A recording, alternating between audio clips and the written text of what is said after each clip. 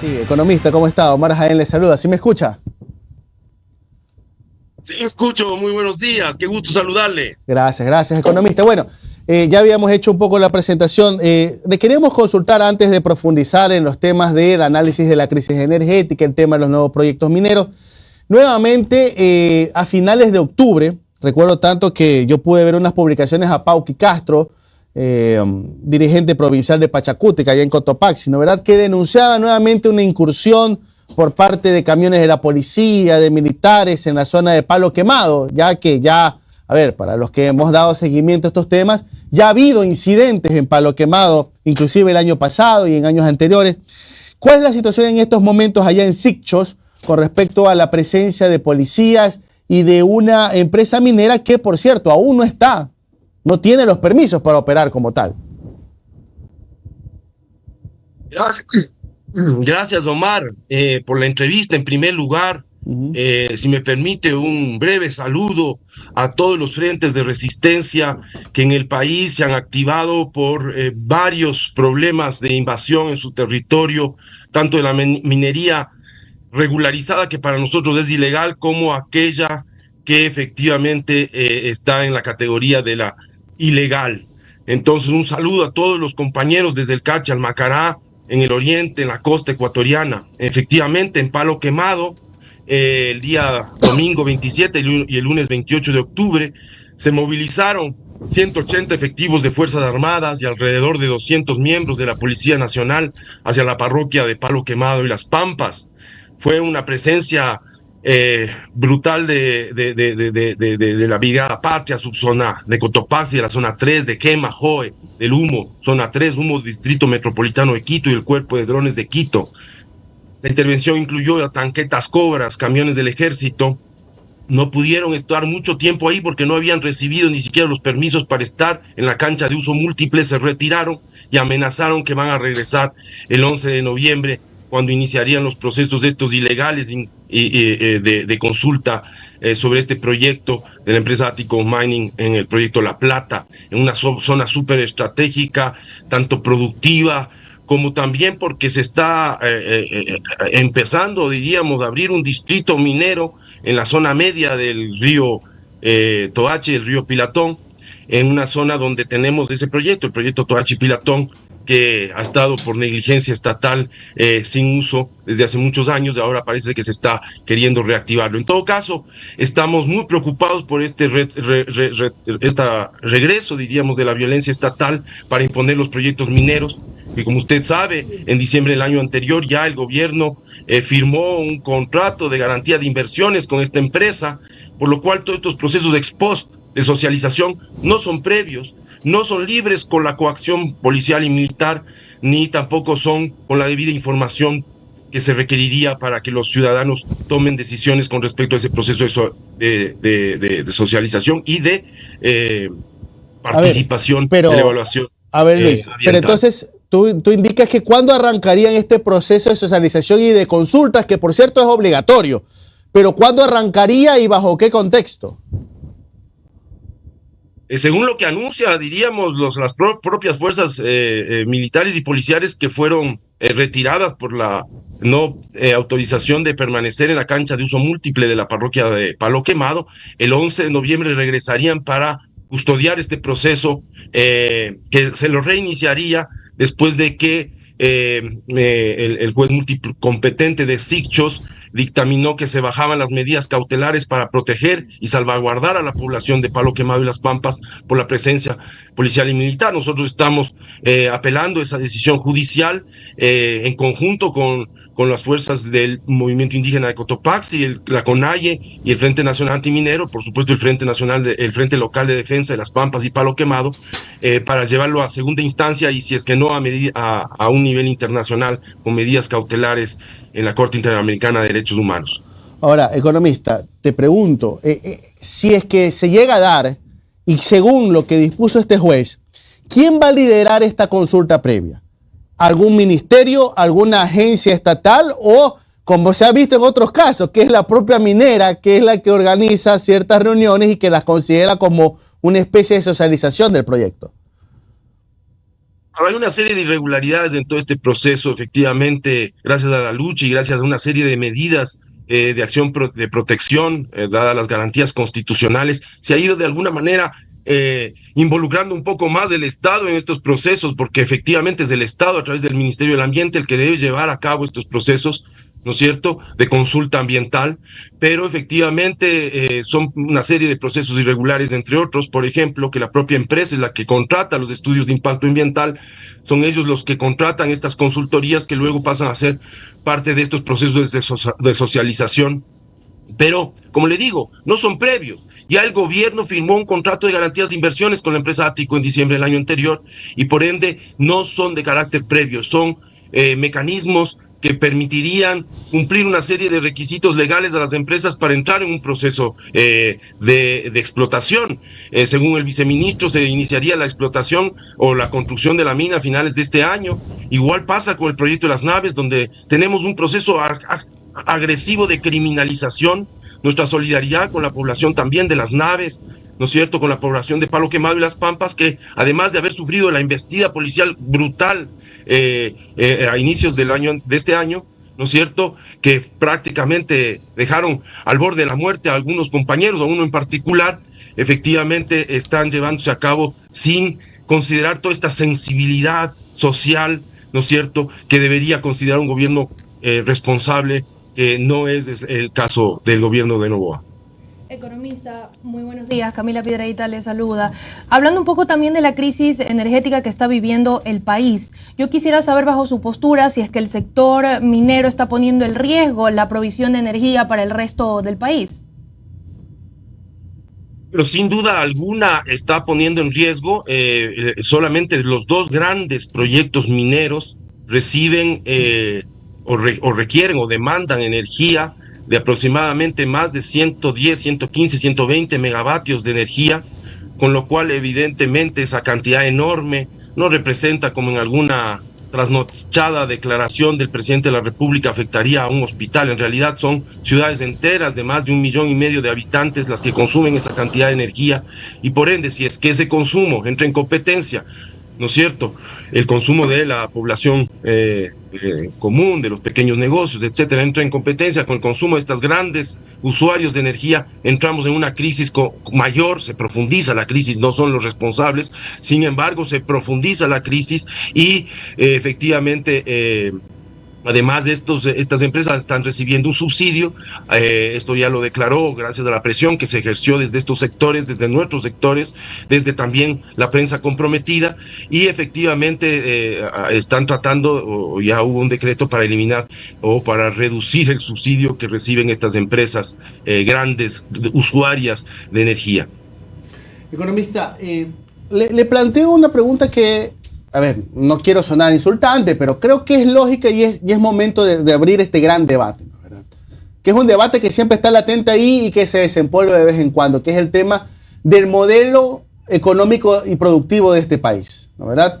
Y es la gran discusión, y yo creo que es una discusión a nivel mundial y en nuestro país también se da. Hay muchas personas que cuando escuchan, por ejemplo, las versiones del Frente Antiminero, dicen, bueno, ¿cuál es la intención? Cerrar todo, cerrar el grifo de petróleo, sellar todas las perforaciones para no sacar absolutamente nada de metales. ¿Cuál es el objetivo de un frente minero en este país? Que se acabe con ese tipo de actividad, que se la regule mejor. ¿Cuál es la idea?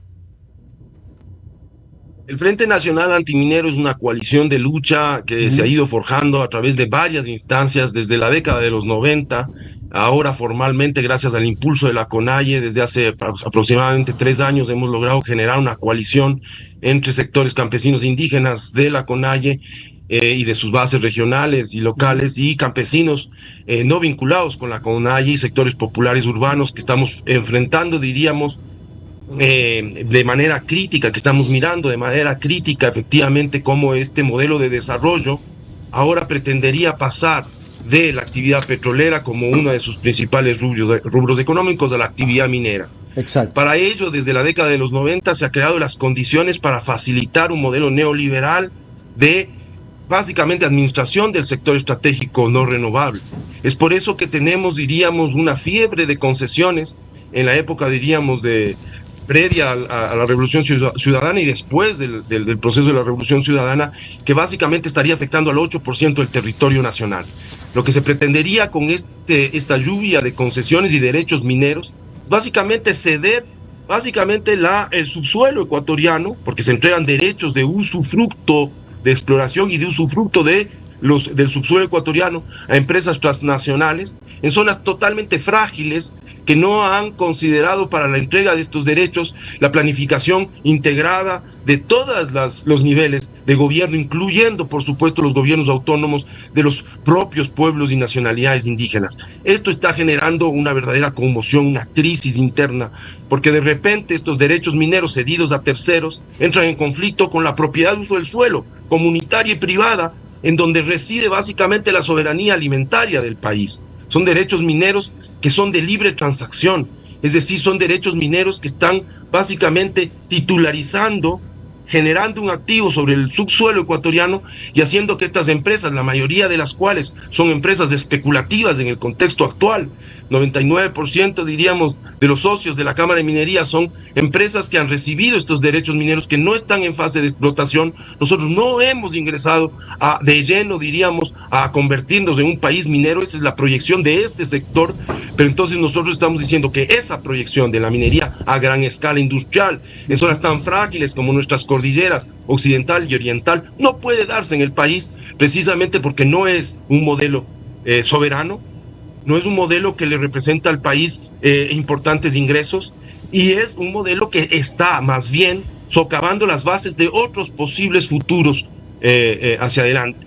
Acabamos de venir, por ejemplo, de una convención de las partes sobre el convenio de biodiversidad, y efectivamente las grandes amenazas a la gran biodiversidad del Ecuador se giran alrededor de la ampliación de la frontera petrolera y de la ampliación de lo que sería estos distritos mineros que ya están causando serios problemas ambientales, patrimoniales, culturales en la zona de Zamora Chinchipe. Entonces, estos dos proyectos son emblemáticos de lo que podría ser el futuro minero del país. Perú, por ejemplo, es un país que ya ha ingresado en esta escena, diríamos, de la minería a gran escala, y las consecuencias son dramáticas. El relator especial de Naciones Unidas para agua y saneamiento viene después de diciembre del 2022 aterrado de lo que ocurre en el Perú, donde 30% de los peruanos, 10 millones de peruanos, tienen problemas de metales pesados en la sangre, en zonas mineras del 100% de la población. Entonces, es ridícula la contabilidad nacional de nuestros economistas, que simplemente dan cuenta, diríamos, del Producto Interno Bruto como el gran indicador. Sin embargo, no se refleja en las cuentas nacionales ni las pérdidas patrimoniales, ni los pasivos ambientales, ni las consecuencias sobre otros futuros posibles fundados en nuestras verdaderas riquezas que están sobre el subsuelo, sobre el suelo, que es la biodiversidad, el conocimiento asociado de nuestros pueblos campesinos y la soberanía alimentaria. No sé si se queda claro. No estamos diciendo que se cierre la válvula de nada. No, nosotros lo que estamos diciendo es que la frontera petrolera no puede ampliarse a la zona suroriental, y estamos diciendo, sobre todo en relación a la minería metálica, que el país no puede desplegar un modelo que finalmente termine socavando las bases del futuro de este país, hipotecando en este caso, a través de los derechos mineros, nuestro futuro. Luis, para cerrar, yo quisiera conocer cuál es la posición del Frente Antiminero con respecto a la situación de la minería irregular, ¿no, verdad? Porque estamos hablando del tema de las grandes mineras. ¿Qué pasa con la minería irregular? Que, ojo, más allá de la contaminación que puede generar como todo tipo de actividad extractivista, ahora está muy vinculada al tema del lavado de activos. Hemos visto cómo, por ejemplo, la situación de la violencia en Camilo Ponce y en ciertos sectores también de la Amazonía se está recrudeciendo, porque, a ver, según las autoridades, hay este vínculo de la minería ilegal con las organizaciones delincuenciales que utilizan esta actividad para el lavado de dinero. ¿Qué conocimiento tienen ustedes con respecto a este tipo de actividades? Bueno, pues que es un atroz cáncer que está viviendo el país, efectivamente, producto, entre otras cosas, de la apertura de la actividad minera industrial a gran escala. Usted recordará que antes de el inicio de la actividad minera en Tundaime, en Mirador, en Fruta del Norte, la actividad minera ilegal no existía en el país, o si existía, existía marginalmente. Desde hace 5 años estamos viviendo una fiebre de minería ilegal en provincias como Napo, Ponce Enríquez, en el Azuay, efectivamente en Esmeraldas, por ejemplo. ¿Cómo no denunciar el desangramiento del río Ónsola y del río Santiago y la lucha incansable del pueblo negro, que ha llevado a cabo medidas cautelares que durante 10 años han sido desconocidas por las autoridades de los distintos gobiernos y no han parado ese desangramiento? Eso pasa en la provincia de Napo de una manera trágica, y efectivamente, a pesar de que hemos vivido, diríamos, un contexto supuestamente de guerra interna y todas las facultades que el gobierno ha tenido para controlar esta minería ilegal, no lo ha hecho. Entonces, aquí hay un vínculo muy serio entre la gran minería, dueña de las concesiones, y la forma como a veces negocian, ¿no es cierto?, con los actores locales, permisos para desplegar esta actividad, desarmar un poco la resistencia, vincularlos con la actividad minera y efectivamente permitir el acceso para hacer prospección en las grandes montañas. Es un cáncer. Nosotros enfrentamos la minería ilegal y creemos que el gobierno central debería hacerlo, no necesariamente a partir de una política de la violencia, como el último decreto lo establece, sino a través de un proceso de diálogo con los actores locales, efectivamente para generar un proceso de ordenamiento territorial y en algunos casos la transición a otro tipo de actividad muchísimo más compatible con estos entornos que están siendo devastados. En un contexto, diríamos, y déjeme tal vez finalizar, si me permite, Omar, de conmoción nacional, donde el gobierno está anunciando la apertura del catastro minero. Imagínense lo que significa esto. Ya se intentó aperturar el catastro minero en el gobierno de Moreno, en el gobierno de Lasso, y sin embargo, gracias a la resistencia, hemos evitado que este desangramiento de concesiones se continuaran dando esta entrega de derechos mineros, que son activos de las empresas con los cuales capitalizan, hacen pingües ganancias, y el Estado se queda en una situación de no poder entonces ya planificar el desarrollo territorial de manera integral desde las potencialidades que cada territorio en este maravilloso país megadiverso tiene. En ese contexto, nosotros como pueblos en resistencia, frente a la cumbre de presidentes que se llevará a cabo en Cuenca el 13, 14 y 15 de noviembre, vamos a levantar nuestra voz de protesta, vamos a integrarnos en una gran cumbre de los pueblos en resistencia en Cuenca. Invitamos a todos los actores sociales, no solamente a los actores que están enfrentando esta invasión o esta ocupación minera, sino todos aquellos que están enfrentando la crisis sistémica, civilizatoria, que vive la humanidad, que vive el país, que se enfrentaría el país si es que se abre el catastro minero y se empiezan a desplegar los huecos que se anuncia que se desarrollarán en la provincia, en las partes occidentales y orientales de los Andes, ¿no es cierto?, a este gran encuentro de pueblos en resistencia, el 13, el 14 en Cuenca, en este evento de resistencia a los pueblos, en la contracumbre de los pueblos, estimado Omar. Perfecto. Hemos tenido al economista Luis Corral, vocero del Frente Nacional Antiminero. Economista, muchísimas gracias por su tiempo. A usted agradeciéndole, Omar, de alguna manera comprometiendo para que podamos tener un diálogo más profundo sobre este tema, sobre el cual no ha debatido el país efectivamente, y efectivamente nos está poniendo en una situación de sumo riesgo. Muchísimas gracias por la entrevista. Gracias, economista. Tenga un excelente día.